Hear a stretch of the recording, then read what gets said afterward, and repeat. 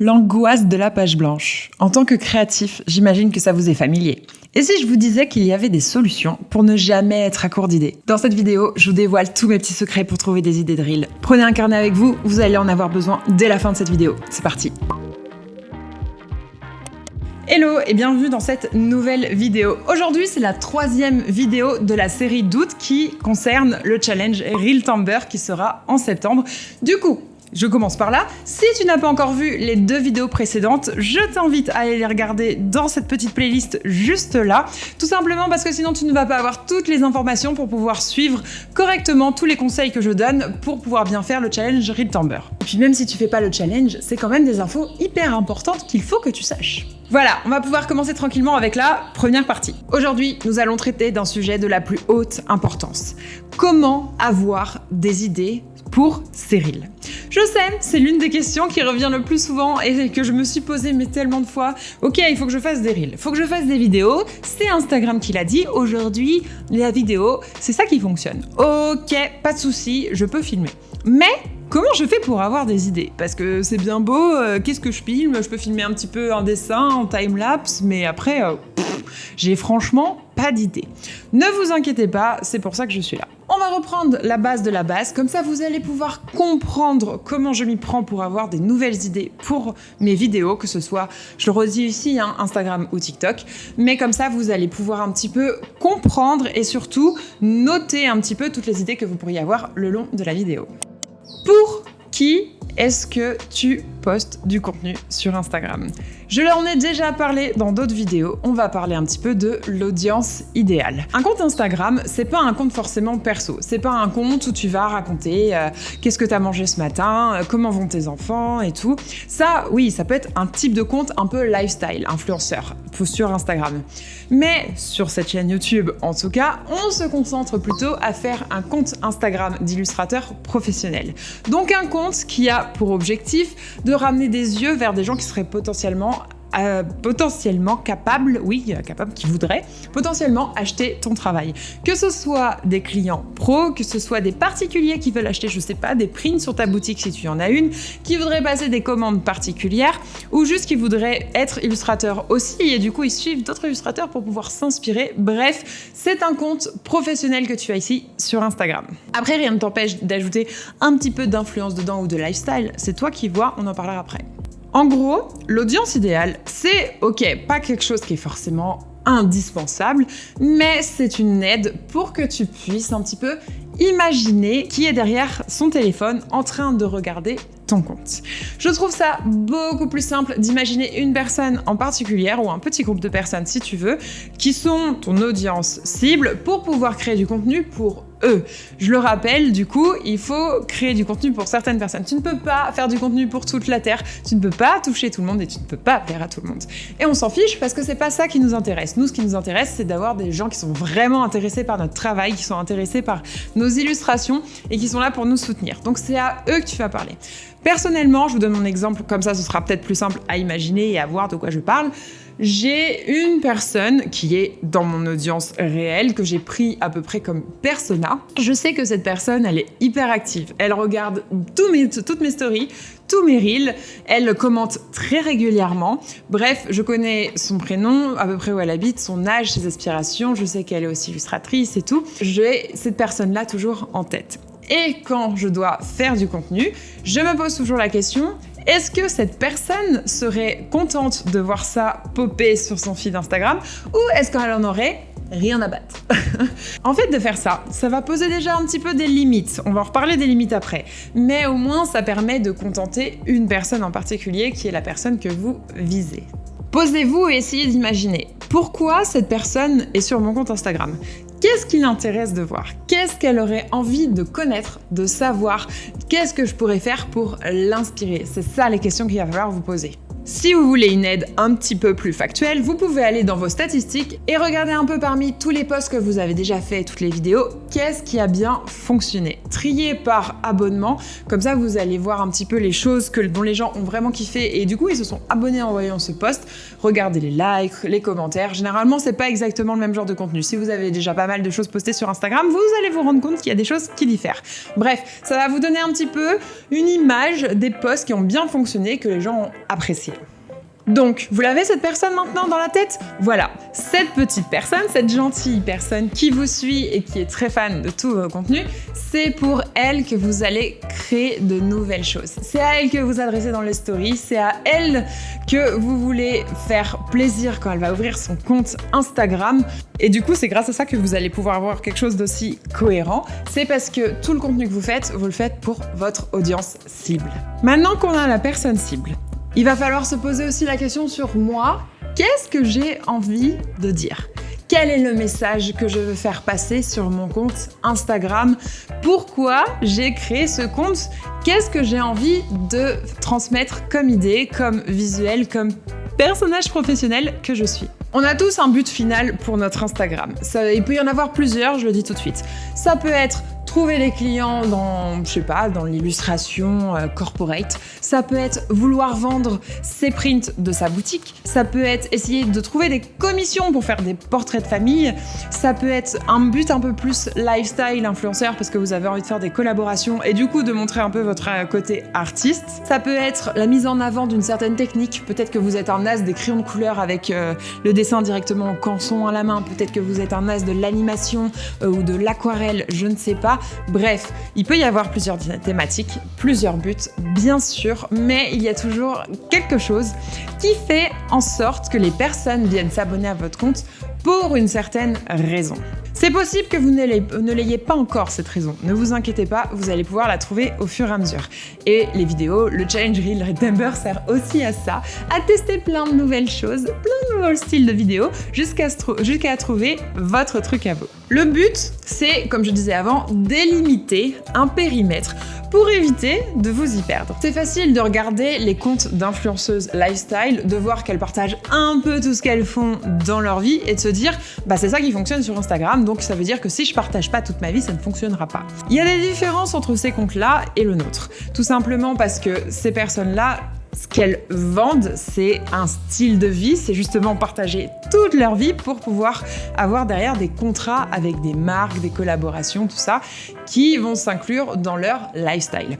Nous, c'est pas ça le but. Le but, c'est notre travail plus que nous-mêmes. Je sais que vous êtes énormément, moi inclus, à pas vouloir mettre non plus toute votre vie sur Instagram. Du coup, c'est ça les limites. Votre feed, essayez quand même qu'il reste assez pro si c'est un compte pro. Donc on évite les photos de son petit-déj, les photos de son chien si ça ne va pas dans votre ligne éditoriale. Ça va vous permettre déjà effectivement de mettre des repères sur ce que vous pouvez poster ou pas. Ces repères, c'est vous qui les mettez. C'est vous qui pouvez les bouger. Vous faites comme vous voulez. C'est juste pour éviter de passer du coq à l'âne et de perdre des abonnés, de perdre des gens tout simplement parce que vous sortez d'une ligne éditoriale à peu près claire. Et aujourd'hui sur Instagram, ça ne fonctionne pas très bien. En tout cas pour les comptes pro. Les comptes lifestyle, c'est autre chose. Si vous voulez devenir influenceur, allez-y. Mais si vous voulez être un compte pro illustrateur comme moi je vous l'apprends, c'est pas ça qu'il faut faire. Donc, comme nous sommes un compte pro, on va se poser la question. Qu'est-ce que les gens ont envie de savoir sur notre activité? Qu'est-ce qu'ils voudraient apprendre de nous? Par exemple, ils ont peut-être envie de savoir comment on fait pour faire de si belles illustrations avec des crayons de couleur. C'est quoi votre type de papier? Quelle marque de crayons de couleur vous utilisez? Mais attendez, comment vous faites pour vous inspirer? Est-ce que vous dessinez tout de tête? Est-ce que vous avez des exemples? Comment vous avez appris? Vous avez fait quoi comme étude? Bref, là j'ai donné au moins 6 exemples. Ce sont au moins 6 vidéos où vous pouvez y répondre. Ça fait déjà pas mal de sujets à aborder avec juste une technique. Donc imaginez si en plus on aborde des sujets qui sont autour de votre quotidien d'illustrateur freelance, des sujets autour de quelle application vous utilisez pour pouvoir, je sais pas, publier ensuite vos contenus. Comment vous avez fait votre site web? Est-ce que vous avez une boutique? Bref, tout ce qui touche à votre activité professionnelle, imaginez que vous avez du coup votre audience, ce petit groupe de potes qui est hyper fan de ce que vous faites, qui est assis devant vous, et ils vont vous poser des questions sur votre travail. C'est toutes ces questions-là qui vont pouvoir servir de base pour pouvoir répondre avec du contenu. Petit tips, plus vous connaîtrez votre audience, plus ce sera facile. Rappelez-vous que nous sommes sur un réseau social, donc le but c'est d'être sociable, de discuter avec les gens. Plus vous répondrez à vos petits DM par des questions, essayez de connaître un petit peu les gens, savoir un peu ce qui les intéresse, essayez aussi d'analyser, vous regardez un petit peu les commentaires, même chez d'autres personnes qui sont, je dis pas concurrents, moi je dis collègues, vous pouvez très bien analyser un petit peu les commentaires qu'ils ont sous leurs vidéos et sous leurs posts, si vous n'en avez pas encore posté, pour pouvoir voir qu'est-ce qui intéresse les gens.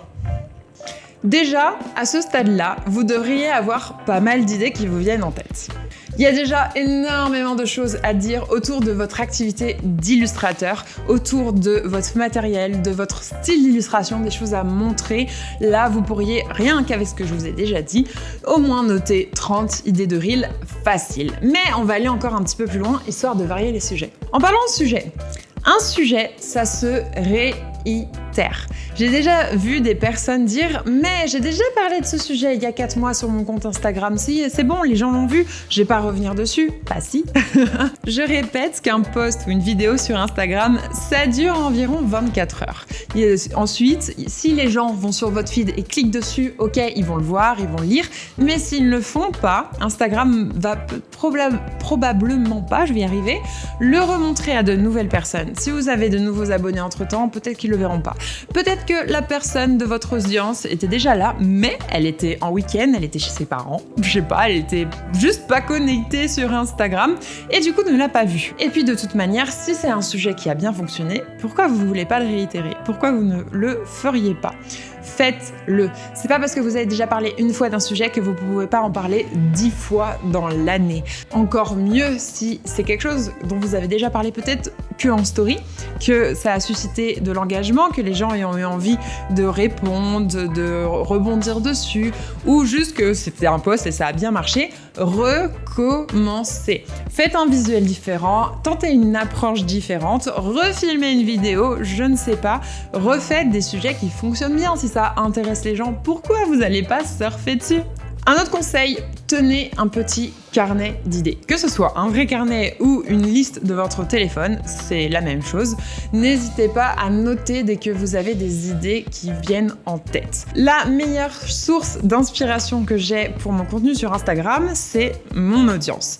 À chaque fois qu'on m'envoie un message, que j'ai un commentaire, qu'il y a des réactions à des stories, il y a souvent du très bon contenu à faire sur la réponse des personnes. Tout simplement parce que si la personne répond, c'est que ça l'intéresse, c'est qu'elle a envie d'en parler avec moi, c'est qu'elle a envie que je développe. Sinon, elle prendrait même pas la peine de répondre ou de m'envoyer un message. C'est parfait. C'est un très bon moyen de connaître son audience et de savoir, de toucher pile poil là où les gens ont eu une réaction, contenu émotionnel, génial, pour pouvoir refaire du contenu derrière. J'ai un super conseil pour toutes les personnes qui n'ont pratiquement jamais fait de reel et qui savent pas trop par quoi commencer, qui n'ont pas du tout d'idées qui leur viennent en tête. Ce que vous allez faire, c'est que vous allez prendre votre téléphone, vous allez prendre Instagram, vous allez aller dans votre feed de reel, vous allez en regarder, ça va prendre un peu plus de temps la première fois, dans votre feed de reel, très bizarre, n'importe quoi, et ensuite vous allez faire que liker des reels d'illustration. Si c'est des petits chiens ou des personnes qui dansent ou quoi que ce soit, vous passez très vite. À chaque fois que c'est un reel qui traite de l'illustration ou d'un illustrateur, d'un créatif, quelque chose qui peut vraiment être dans une audience qui soit à peu près la même que la vôtre, tout ce qui est à peu près dans la même cible que pourrait être votre audience idéale, vous regardez en entier le reel et vous cliquez sur liker. Encore mieux, vous allez sur le profil de cette personne, vous recliquez sur un de ses reels à elle et vous reprenez votre recherche à partir de là. Vous faites ça pendant, je sais pas, 10 minutes. Peut-être que pendant 10 minutes, vous allez déjà voir au moins 100-200 reels passer. Si vous ne likez que des reels d'illustration, je vous promets que 2 heures après, le lendemain, n'importe, la prochaine fois que vous revenez sur Instagram, vous n'aurez que des reels autour de l'illustration. Très facile. Vous pouvez faire ça avec les petits chiens, avec les trucs d'enfants marrants, avec ce que vous voulez, mais je vous promets que ça me fonctionne. Et alors là, vous allez avoir une source inépuisable d'inspiration. Ce sera le meilleur moment pour commencer un petit tableau d'inspiration sur Instagram. Comme ça, vous allez pouvoir enregistrer tous les reels qui vous inspirent, ceux que vous voyez, que vous trouvez sympas, que vous pourriez potentiellement refaire derrière. Tous ceux qui se basent sur des sons tendances qui sont aussi faciles à refaire et que du coup vous pourriez le faire sans trop de matos, sans trop que ce soit compliqué. Enregistrez-les. Comme ça, vous allez pouvoir y revenir les jours où vous allez vouloir créer du contenu, que vous ne serez pas sûr d'avoir une idée ou quoi que ce soit. Là, vous avez quelque chose de super simple qui est à votre disposition, donc faites ça. Mes derniers conseils, comme je vous disais juste avant, n'hésitez pas à faire des sons tendances, à reprendre des lip-syncs, des sons, des choses qui sont déjà faites autour de l'illustration. C'est, on va dire, la manière simple de faire vos premières vidéos. Mais n'hésitez pas à en sortir aussi. Ça marchait hyper bien en 2020 de reprendre des sons et de du coup ne pas forcément parler. Aujourd'hui, la tendance s'inverse au fur et à mesure. Je pense qu'il est bien de faire un peu des deux, mais surtout, si vous avez des choses à dire, des choses à raconter, des conseils à donner, faites une voix off ou faites un face cam. Oui, je sais, ça peut sembler un petit peu effrayant, mais je vous jure qu'une fois que vous en aurez fait 2-3, ça ira beaucoup mieux. Vous serez beaucoup plus naturel. Ça se travaille d'être tranquille, d'être détendu à la caméra. Ça fait 100 vidéos que je fais sur YouTube. Ce n'est pas venu comme ça du premier coup. Si vous vous en sentez capable de parler à la caméra, d'être à l'aise, faites-le. C'est vraiment top pour vous. Donc n'hésitez pas à essayer au moins une fois. Et si vous voulez pas mettre votre tête, mettez plein de visuels de plein de choses que vous avez filmées autour de l'illustration et faites une voix off. La voix off, vous pouvez la faire sur votre tel, je l'ai dit dans la toolkit, dans la vidéo, comment me filmer. N'hésitez pas à la refaire directement sur votre téléphone, de raconter quelque chose en moins d'1 minute autour d'un sujet, à répondre à une question, répondre à un DM, à un commentaire que vous ayez eu et à mettre juste des images derrière, ça fonctionne très bien. N'hésitez pas aussi à faire des mini-vlogs de votre quotidien d'illustrateur, illustratrice freelance. Ça fonctionne très bien. Pour parler un petit peu d'algorithme avant de terminer. Les Reels, on dit toujours que c'est un super moyen de toucher de nouvelles personnes et d'avoir de nouveaux abonnés. Mais pour qu'un Reel soit propulsé par Instagram, il faut qu'il fonctionne bien déjà avec votre audience. Et du coup, c'est pour ça que j'insistais énormément dans la première partie de cette vidéo. Faites des Reels pour votre audience.